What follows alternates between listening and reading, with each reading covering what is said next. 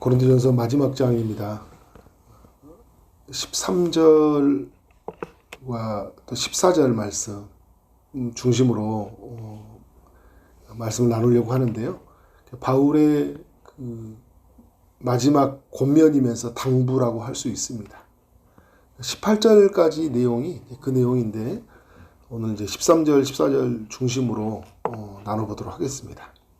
13절 말씀을 보니까 깨어 믿음에 굳게 서서 남자답게 강건하라. 왜 이 말씀을 하는 걸까요? 고린도 교회는 영적으로 깨어있지 못해서 많은 일들을 겪어야 했기 때문에 이 말씀을 주고 있는 거예요. 우리 모두에게 필요한 말씀이죠. 우리가 깨어 믿음에 굳게 서 있는 것은 우리 모두에게 필요한 일이에요.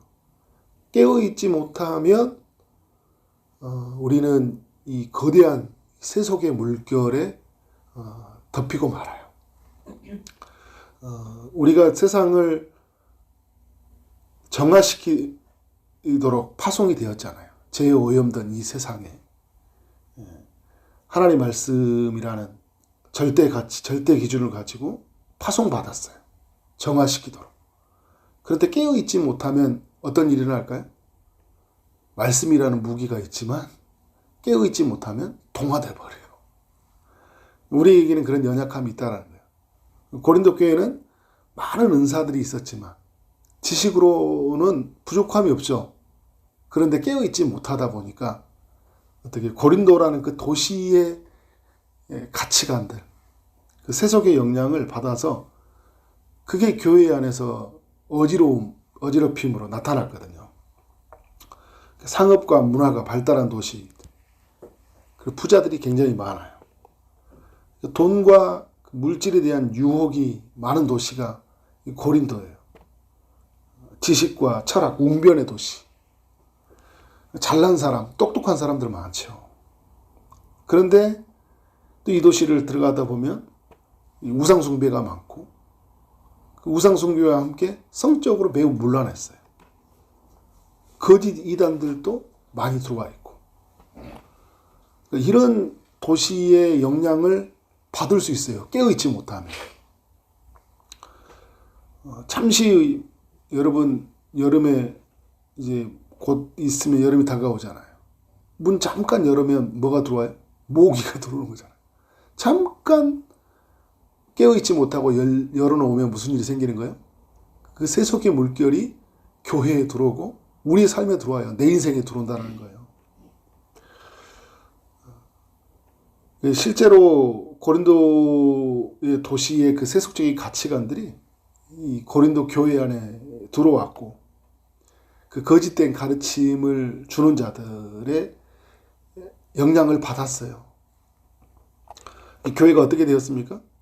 그 은혜롭던 교회가 4개의 파로 분열이 되었어요. 서로 잘나고 똑똑한 것은 배웠는데 겸손하게 다른 사람을 세우는 것을 세상은 모르잖아요. 잘난 사람 중심으로 살아가니까. 근데 그런 가치관들이 교회에 들어온 거예요. 그러니까 아볼로파, 그죠? 게바파, 바울파 이렇게 나가는 거잖아요. 그리고 이 성적으로 문란한 도시 고린도라는 그 굉장히 그 음란한 도시거든요. 근데 그런 성적인 죄가 교회 안에서도 들어온 거죠. 우리 인생도 마찬가지예요. 우리가 이런 깨어있지 못하면 이 세상의 그런 음란함들이 우리의 삶에 들어와요. 우상에게 바친 음식을 먹는 문제 때문에 논쟁이 일어나고 이것 때문에 믿음이 연약한 자들이 시험을 받고 성찬식이 은혜롭게 드려져야 되는데 무질서하게 행해지고 하나님이 은사를 주셨는데 이게 남용이 되고 자랑이 되고 그래서 누군가에게 상처를 주고 이런 일들이 일어난 거죠. 예수님의 부활은 신앙의 근간이거든요. 매우 중요한 일이거든요. 부활을 이해한다는 것, 부활 신앙으로 살아간다는 것은. 그런데 이런 것을 흔들잖아요. 흔들어 버린 거예요. 그러니까 어떻게 하는 거예요? 교회가 자꾸 이렇게 이상한 데로 가버린 거예요. 진리의 등대 역할을 해야 되는데 진리의 등대 역할이 빛이 꺼져버린 것 같은 그런 모습이 이제 고린도 교회 안에 드러난 거죠. 우리도 여러분, 우리 사회의 영향을 받아요. 그리고 우리가 살고 있는 도시의 영향을 받고요. 지역의 영향을 받습니다. 그리고 우리가 관계를 맺는 사람들과 사람들의 영향을 받아요. 그 말하는 거, 그 가치관, 세계관들의 영향을 받아요. 근데 우리가 깨어있지 못하면 어떻게 돼요? 분별이 안 돼요. 그리고 분별은 되는 것 같은데요. 통제가 안 돼요. 우리 이런 거 있잖아요. 아, 이거 아닌데? 근데 막 나도 같이 막 함부로 말해. 나도 그것을 막 사람들이 아니라고, 이건 아닌 줄 아는데 그 자리에 가 있어. 막 그런 행동을 해. 분별하는 것 굉장히 중요하죠. 그죠? 그런데 그것을 아니면 그 자리를 떠나야 되고, 아니면 내가 어떤가 노우라고 말해야 되는데 그렇지 못할 때가 굉장히 많이 있다는 거죠. 그래서 여러분, 예수님도요, 마지막 때 제자들에게 주는 메시지가 뭔지 아세요? 시험에 들지 말라는 거예요. 시험에 들지 않도록 깨어 있으라는 거예요. 14장 38절에 이런 이야기예요. 깨어 있어 기도하라. 마음에는 온이로되 육신이 약하도다. 겟세마네 동산에서 제자들에게 한 소리잖아요. 인간을 너무 잘 알고 있거든요. 마음은 온이라는 건 아닌데 육신이 어떻게 하나 약하다라는 거예요. 근데 우리가 지금 이 시대에서 이 말씀으로 핑계댈 수 없는 게 뭐냐면, 주님이 우리의 이 약한 우리를 도우시기 위해서 누구를 보내셨어요? 성령을 도우셨잖아요. 그죠? 성령의 도구심들이 있어요. 성령이 우리로 하여금 계속적으로 뭘 말씀하시냐면 성령의 소욕이라고 하잖아요. 야, 저만서 기도의 자리로 가야지. 이건 아니야. 이건 네가 붙잡아야 될 진리가 아니야. 이건 네 게 아니야. 이런 이야기들을 얼마나 우리에게 이야기하시는지 몰라요. 근데 이 성령이 성경을 통하여 우리에게 계속 말씀해 주셔요. 말 걸어오셔요. 아니라고 말해 주셔요. 근데 깨어있지 못하면 어떻게 해야 돼요? 이 성령의 우리를 말씀하시는 이야기도 듣지도 못할 뿐만 아니라, 그리고 어떻게 하는 거예요? 성령께서 우리에게 요구하시는 소리가 들려도 순종하지 않아요. 베드로도 그런 이야기를 했잖아요. 만물의 마지막에 가까워왔으니 그러므로 너희는 정신을 차리고 근신하여 기도하라. 마지막 때가 가까이 올수록 여러분, 이 사탄은요, 우리가 믿음 안에 서 있는 걸, 굳건하게 서 있는 것을 원하지 않아요. 그러니까 어떻게 하면 계속 우리를 흔들거든요. 근신하면서 기도하라. 기도라는 이야기를 꼭 해주고 있어요. 여러분, 우리의 삶에서요, 이 말씀과 기도는 너무 중요하잖아요. 그죠? 말씀으로 우리가 분별해 가느니까. 근데 그 우리의 삶의 거대한 세속의 물결에, 이 세상의 가치관에 거기에 물들지 않으려면, 동화되지 않으려면 하나님이 우리에게 뭘 요구하신 거예요? 기도하라. 기도하라. 기도 안 하면요, 다 무너져요. 지식으로 우리가 못 이긴다니까요. 성경을 몰라서 못하는 게 아니에요. 아는데 알 힘이 없는 거잖아요. 그럼 뭐를 어떤 힘이에요? 기도의 힘이라는 거예요. 기도의 힘. 더욱 기도해야 돼요. 마지막에 가까울수록. 그러니까 예수님이 말했던 것처럼 마음에는 온이로되 육신이 약하도다라는 가장 인간이 할 수 있는 변명이거든요. 난 몸이 약해. 그죠? 피곤해. 또 피곤하도록 세상이 만들어요. 그러니까 여러분, 사탄의 전략은요, 막 엄청난 죄를 짓는 것으로부터 다가오는 게 아니라 우리의 마음을 어떻게 하는 거예요? 하나님께 향하지 못하는 것부터 막아버리는 거예요. 그러니까 기도부터 막는 거예요. 그러니까 어떻게 하는 거예요? 거기서부터 무너져 버려요.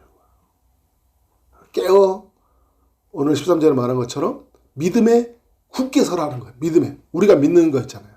우리가 믿잖아요. 하나님 믿잖아요. 그의 아들을 믿잖아요. 그 아들로 말미암아 시작되는 하나님의 나라를 믿잖아요. 그의 통치를 믿잖아요. 그의 보호를 믿어요.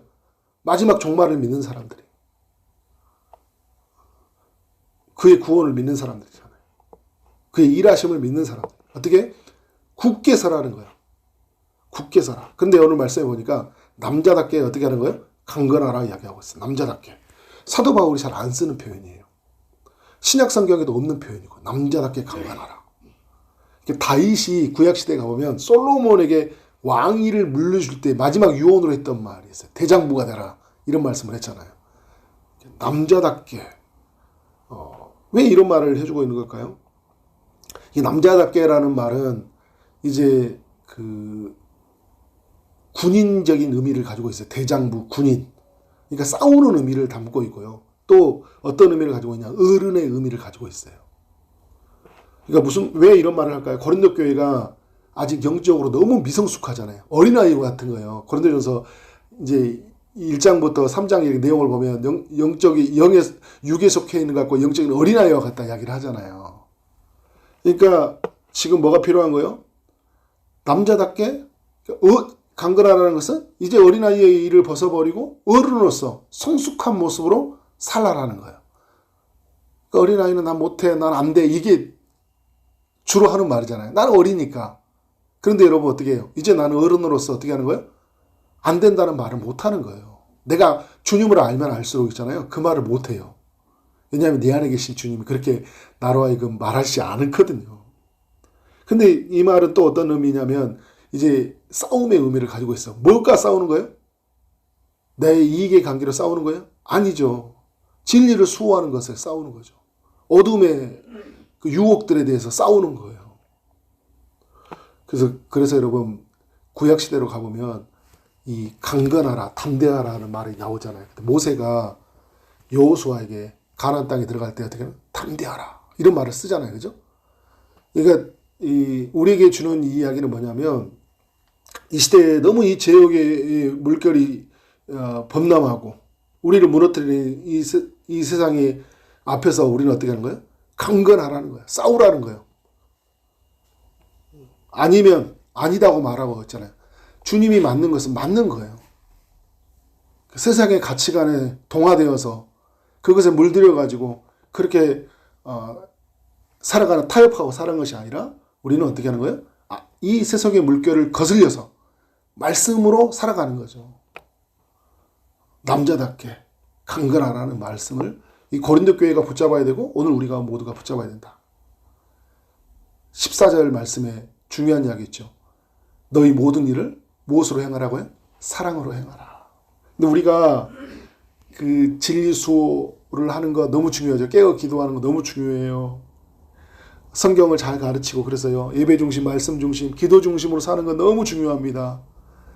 그런데 우리에게 중요한 게 있어요. 그 모든 것은 어떻게 하는 거예요?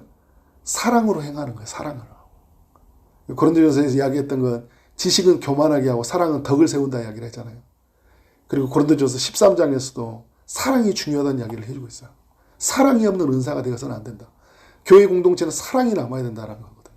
우리가 이걸 놓쳐버릴 때도 있어요. 그래서 여러분 이런 놓치는 교회들이 많죠. 에베소 교회도 그렇고 다른 교회들도 이 부분을 많이 놓쳤어요. 그러니까 주를 향한 열심은 있는데 사랑이 없어요.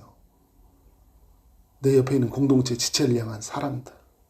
그리고 주님을 어떻게 하는 거예요? 사랑하는 마음이 없는 거예요. 그래서 22절 이야기하잖아요. 만일 누구든지 주를 사랑하지 아니하면 저주를 받을지어다 이야기하잖아요.